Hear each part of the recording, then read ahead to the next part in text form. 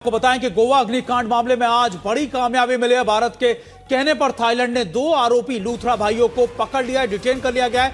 अब तैयारी की जा रही है उन्हें भारत वापस भेजने की। 25 लोगों की मौत के बाद 5 दिन बाद गौरव और सौरभ दोनों को फुकेट में पकड़ लिया गया है। भारतीय जांच एजेंसियों के अधिकारी बैंकॉक के फुकेट पहुंच चुके हैं। फुकेट से दोनों को मुंबई लाया जाएगा और फिर गोवा पुलिस के हवाले कर दिया जाएगा। यह बड़ी जानकारी हम आप तक पहुंचा रहे हैं कि गोवा में हुए अग्निकांड के बाद इन दोनों लूथरा ब्रदर्स को फुकेट से पकड़ा गया है। खासतौर पर अभी इनको डिटेन किया गया है।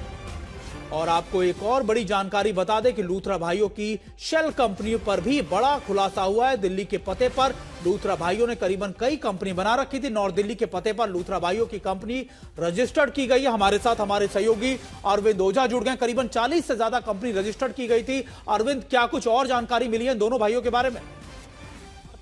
नॉर्थ वेस्ट दिल्ली के हडसन लेन इलाके में एक इनका दफ्तर है और उसी के नाम पर 42 कंपनी लूथरा ब्रदर्स ने खोली हैं, जिससे ये शक होता है कि ये शेल कंपनियां हैं और पैसों के लेन देन के लिए इस्तेमाल हो रही थी। इन्हीं कंपनियों में एक फुकेट में रजिस्टर्ड किया गया है, यानी ये दावा किया गया है कि फुकेट में इनका आउटलेट है, लेकिन वो भी सिर्फ कागजों में ही दिखता है और इंटरनेशनल प्रेजेंट ये दिखाने की कोशिश इन लूथरा ब्रदर्स ने की है। और बहुत मुमकिन है कि उसी आउटलेट के तहत ये फुकेट पहुंचे थे और जहां पर उनको हिरासत में लिया गया है। बिल्कुल, बहुत बहुत शुक्रिया आपका अरविंद, हम तक ये जानकारी पहुंचाने के लिए। अरविंद बता रहे थे कि देखिए कई शेल कंपनियां हैं इन लूथरा ब्रदर्स की, जिसमें इन्होंने एक कंपनी पेपर्स पर फुकेट में भी दिखाई दी।